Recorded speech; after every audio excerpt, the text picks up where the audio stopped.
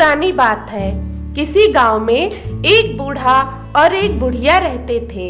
उनकी कोई संतान न थी, इसलिए दोनों बहुत उदास रहते थे। एक दिन बुढ़िया ने बूढ़े से कहा कि क्यों ना हम एक बकरी रख लें। बूढ़े को यह सुझाव अच्छा लगा। अगले दिन बूढ़ा बाजार से एक बकरी ले आया। बूढ़ा बुढ़िया दोनों बहुत खुश थे। वे खुशी खुशी बकरी को पालने लगे। कुछ दिन तो सब कुछ ठीक ठाक चलता रहा, लेकिन फिर वह बकरी अपनी मनमानी करने लगी। वह किसी के भी घर में घुस जाती और बूढ़े बुढ़िया का कहना भी नहीं मानती, बस इधर उधर फुदकती रहती। उसकी ऐसी हरकतों से बूढ़ी अम्मा और बाबा बहुत परेशान हो जाते। फिर उन्होंने सोचा कि क्यों न इसे चरवाहे के साथ जंगल में चरने के लिए भेज दिया जाए, और अगले दिन से बकरी को चरवाहे के साथ जंगल में भेज दिया। कुछ ही दिनों में वह चरवाहा भी परेशान हो गया और उसने बकरी को जंगल ले जाने से मना कर दिया, क्योंकि वह बकरी चरवाहे का कहना भी नहीं मानती थी। इसी तरीके से कुछ समय बीत गया। फिर उस बकरी ने 2 बच्चों को जन्म दिया। अब उसके बच्चे भी सबको बहुत परेशान करते थे।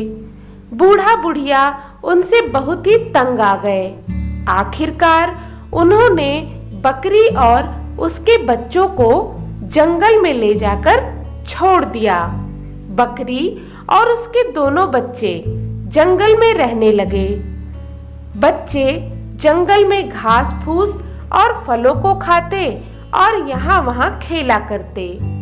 एक दिन एक शेरनी ने बकरी के बच्चों को देखा तो उसके मन में उन्हें खाने का लालच आ गया। शेरनी के मन के भाव को बकरी समझ गई थी और वह मन ही मन घबरा भी रही थी कि आखिरकार अपने बच्चों को वह शेरनी से कैसे बचाए।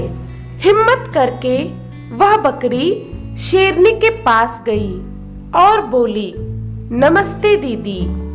बकरी के मुंह से दीदी शब्द सुनकर शेरनी सोच में पड़ गई कि यह तो मुझे दीदी कह रही है, भला मैं इसके बच्चों को कैसे खा सकती हूँ। शेरनी बकरी से बोली, और बताओ कैसी हो, तुम्हें कोई कष्ट तो नहीं है इस जंगल में। बकरी बोली, क्या बताऊं दीदी, मेरे पास रहने को कोई भी घर नहीं है। शेरनी ने कहा कि तुम चिंता मत करो, मेरे पास 2 मांद हैं, तुम मेरे दूसरे मांद में आराम से रहो, वहां तुम्हें कोई भी कष्ट नहीं होगा। बकरी खुशी खुशी अपने बच्चों के साथ शेरनी के पीछे पीछे चल दी और शेरनी की दूसरी मांद में रहने लगी। इस तरह से कुछ दिन बीत गए। शेरनी ने कभी भी बकरी और उसके बच्चों को परेशान नहीं किया। कुछ समय बाद शेरनी ने 2 बच्चों को जन्म दिया। एक बार फिर से उसके मन में बकरी के बच्चों को खाने की इच्छा जाग उठी।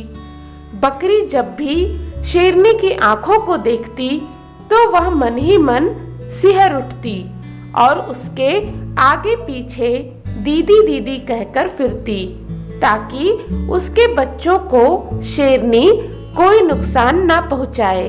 बच्चों को जन्म देने के बाद शेरनी शिकार पर नहीं जा पा रही थी। जब भी वह बकरी के बच्चों को देखती तो उसकी भूख और बढ़ जाती। आखिरकार उसने बकरी के बच्चों को खाने का मन बना लिया और एक दिन बकरी से बोली कि बहन, आज अपने बड़े बेटे को मेरे पास सोने के लिए भेज दो, मेरे बच्चों के साथ वह भी सो जाएगा। बकरी ने उसे हाँ तो कह दिया, लेकिन वह मन ही मन घबरा गई और अपनी मांद में वापस आई। जब उसके बच्चों ने देखा तो उसकी घबराहट का कारण पूछा।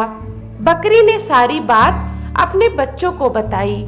उसके बेटे ने बोला कि ठीक है माँ, तुम घबराओ मत, मैं जाऊंगा मौसी के पास सोने के लिए। रात हुई और बकरी का बड़ा बेटा शेरनी की मांद में गया तो शेरनी ने कहा कि जा वहां किनारे जाकर सो जा। शेरनी अपने दोनों बच्चों को लेकर सो गई, लेकिन डर के मारे बकरी के बच्चे को नींद नहीं आ रही थी। वह रात में चुपचाप उठा और शेरनी के एक बच्चे को अपनी जगह सुलाकर खुद उसकी जगह सो गया। आधी रात के बाद शेरनी उठी और जहां पर बकरी का बच्चा सोया था वहां पर गई। क्योंकि मांद में अंधेरा था और शेरनी नींद में थी तो वह देख ना पाई कि वहां पर बकरी का नहीं उसका बच्चा सो रहा है। वह उसे मारकर खा गई और चुपचाप आकर सो गई। सुबह हुई तो बकरी का बच्चा बोला कि मौसी, मैं अपनी माँ के पास जा रहा हूँ। शेरनी चौंक गई कि यह तो जिंदा है, फिर उसने रात में किसे खाया। जब शेरनी ने देखा कि उसका एक बच्चा गायब है और उसने अपने ही बच्चे को मार डाला तो क्रोध से वह बकरी के बच्चे को देखने लगी। बकरी का बच्चा वहां से अपनी मांद में चुपचाप आ गया। शेरनी का क्रोध से बुरा हाल था। अगले दिन उसने फिर बकरी से कहा कि आज अपने बेटे को सोने के लिए भेज देना। बकरी तो डर से घबरा गई, लेकिन उसका बेटा बोला कि माँ चिंता मत करो। अगली रात फिर बकरी का बच्चा शेरनी की मांद में गया तो देखा कि शेरनी ने अपने बच्चे को पूंछ से कसकर बांध रखा है। उसने बकरी के बच्चे से किनारे जाकर सोने को कहा। बकरी का बच्चा चुपचाप किनारे जाकर लेट गया, लेकिन डर के मारे उसे नींद ना आई। वह रात में उठा और मांद के बाहर निकला। तभी उसे वहां पर एक बड़ा सा खीरा दिखाई दिया। उसने उस खीरे को अपनी जगह रख दिया और खुद दूसरी जगह जाकर सो गया। जब सुबह हुई तो वह शेरनी के पास आया और बोला, मौसी, अब मैं अपने घर जा रहा हूँ। शेरनी उसे देखकर फिर चौंक गई कि यह जिंदा कैसे। फिर रात में उसने क्या खाया, क्योंकि बच्चा तो उसके पास था। जब शेरनी ने देखा कि रात में उसने खीरा खाया तो वह गुस्से से छटपटा उठी और बकरी के बच्चे को घूरने लगी। बकरी का बच्चा वहां से धीरे धीरे निकलकर अपनी माँ के पास आ गया और माँ से बोला कि चलो माँ, तुरंत यहाँ से भाग चलो, वह शेरनी हमें नहीं छोड़ेगी। बकरी अपने दोनों बच्चों को लेकर मांद से भाग निकली। जंगल में दूर तक भागते भागते बकरी और उसके बच्चे थक गए। बकरी को अपने बच्चों को देखकर दया आने लगी कि भला इतने छोटे बच्चे कब तक भाग पाएंगे और आखिर में भागकर जाएंगे भी तो कहाँ। शेरनी उनका पीछा करते हुए उन्हें जंगल में ढूंढ ही लेगी। भागते भागते वे थक गए और एक पेड़ के नीचे आराम करने के लिए बैठ गए। बकरी अपने बच्चों से बोली कि हमें बूढ़े बाबा और अम्मा के साथ ऐसा नहीं करना चाहिए था। अगर हम वहां होते तो कितने सुखी होते। वह मन ही मन पछता रही थी। फिर उसने सोचा कि अगर जान बचानी है तो उसे बूढ़ी अम्मा और बाबा के पास वापस जाना चाहिए।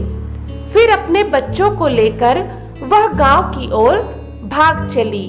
उधर गुस्से से भरी शेरनी जब बकरी की मांद में गई तो उन्हें वहां ना पाकर और भी क्रोधित हो गई और उन्हें जंगल में इधर उधर ढूंढने लगी, लेकिन वे कहीं पर भी ना मिले।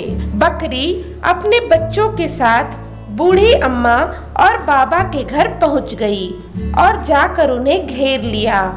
जब बूढ़ी अम्मा और बाबा ने उन्हें देखा तो वे अत्यधिक प्रसन्न हुए और उन्होंने बकरियों को फिर से अपने पास रख लिया और इस तरह वह बकरी और उसके बच्चे दादी अम्मा और बाबा के साथ खुशी खुशी रहने लगे। तो दोस्तों, यदि कोई हमारे साथ अच्छा करे तो हमें भी उसके साथ ईमानदारी वफादारी का व्यवहार करना चाहिए। यह कहानी आपको कैसी लगी? अगर अच्छी लगी तो प्लीज़ इसे लाइक करें, शेयर करें और चैनल को सब्सक्राइब करें। धन्यवाद।